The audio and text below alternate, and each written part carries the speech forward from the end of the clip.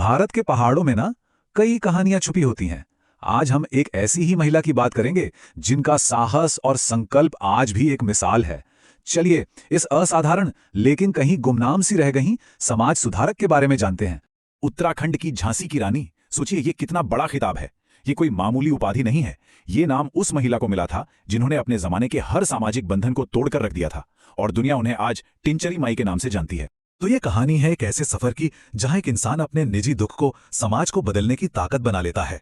ये एक ऐसी महिला के अटूट साहस की दास्तान है जिन्होंने अपनी ही मुश्किलों को पूरे समाज के बदलाव का हथियार बना डाला। लेकिन देखिए, हर किंवदंती की ना एक शुरुआत होती है। तो टिंचरी माई बनने से बहुत पहले वो थी दीपा नौटियाल, एक ऐसी लड़की जिनका बचपन और जवानी दोनों ही मुश्किलों और संघर्षों से भरे हुए थे। तो उनके जीवन की शुरुआत ही आप देखिए कितनी मुश्किलों से भरी थी। सिर्फ 2-3 साल की थी जब मां नहीं रही। 7 साल की कच्ची उम्र में शादी कर दी गई और सोचिए महज 19 साल की उम्र में विधवा हो गई।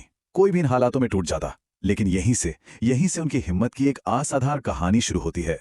अब जरा उस जमाने के बारे में सोचिए। विधवा होने का मतलब था एक बिल्कुल अलग थलग, एक सीमित जिंदगी। लेकिन दीपा ने इस किस्मत को मंजूर नहीं किया। उन्होंने तय किया कि वो अपने दुख को समाज की सेवा में बदल देंगी और बस यहीं से वो एक बिल्कुल नए रास्ते पे निकल पड़ी। और बस यही वो एक फैसला था जिसने सब कुछ बदल कर रख दिया। दीपा नौटियाल की पहचान कहीं पीछे छूट गई और एक नई, एक बहुत ही शक्तिशाली पहचान ने जन्म लिया, टिंचरी माई। एक ऐसा नाम जो आगे चलकर बदलाव का प्रतीक बनने वाला था। तो उनके इस नए रूप को, इस नई पहचान को समझने के लिए पहले उस समस्या को समझना जरूरी है जो उत्तराखंड के गांव को अंदर ही अंदर खोखला कर रही थी। ये समस्या थी टिंचरी की, मतलब वहां की जो लोकल कच्ची शराब होती है जो ना जाने कितने ही परिवारों को बर्बाद कर रही थी। उन्होंने कोई भाषणबाजी नहीं की, कोई विरोध प्रदर्शन नहीं किया, नहीं, उन्होंने सीधा उस बुराई की जड़ पर वार किया जो उनके समाज को दीमक की तरह खा रही थी। एक बहुत मशहूर किस्सा है कि उन्होंने शराब की एक पूरी दुकान में आग लगा दी थी। ये उनके गुस्से और बदलाव लाने की जबरदस्त इच्छा का सबूत था। और उनके इसी हिम्मत भरे कदम के बाद उन्हें नाम मिला टिंचरी माई। ये एक ऐसा नाम था जिसे सुनकर लोगों के मन में डर भी पैदा होता था और बहुत ज्यादा सम्मान भी।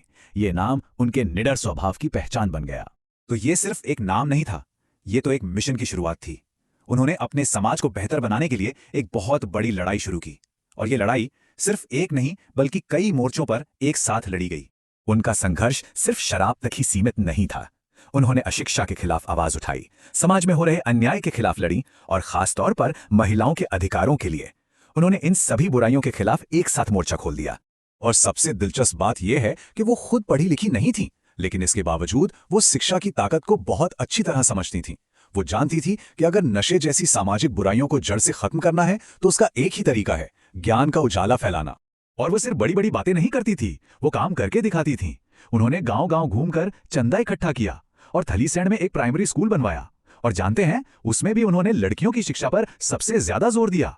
यही नहीं, टिंचरी माई घसियारी महिलाओं के लिए, मतलब जो औरतें जंगल से चारा इकट्ठा करती थीं, उनके लिए एक ढाल बनकर खड़ी हो गई। उस समय वन विभाग के नियम बहुत सख्त थे, तो उन्होंने उन दमनकारी नियमों के खिलाफ लड़ाई लड़ी ताकि ये महिलाएं अपने परिवार का पेट पाल सकें। उनका संकल्प कितना पक्का था इसका अंदाजा इस बात से लगाइए कि जब पुलिस उन्हें गिरफ्तार करने आई तो वो जरा भी नहीं डरी और खुद ही सरेंडर कर दिया। यहां तक कि जेल में भी वो अपने सिद्धांतों पर डटी रहीं। उन्होंने कभी कोई समझौता नहीं किया। तो उस समय की भ्रष्ट व्यवस्था और समाज की दकियानूसी सोच के खिलाफ उनकी ये निडर लड़ाई एक ऐसी विरासत छोड़ गई जो आज भी लोगों को प्रेरणा देती है, अन्याय के खिलाफ खड़े होने की हिम्मत देती है। और उनकी कहानी सिर्फ किस्से कहानियों में नहीं है, बल्कि उत्तराखंड की जमीन पर आज भी जिंदा है। वहां के लोकल लोकगीतों में, कुलदीप रावत की किताब टिंचरी माई में और उनके नाम पर बने स्कूलों और स्मारकों में उनका असर आज भी हर जगह महसूस किया जा सकता है। तो टिंचरी माई की यह कहानी हमें एक बहुत जरूरी बात याद दिलाती है। यह हमें सोचने पर मजबूर करती है कि हमारे अपने आसपास, हमारे समुदायों में ऐसे कितने ही नायक हैं जिनकी कहानियां कभी कही ही नहीं गई। क्या पता बदलाव की अगली चिंगारी हमारे बिल्कुल पास ही हो, बस उसे पहचानने भर की देर है।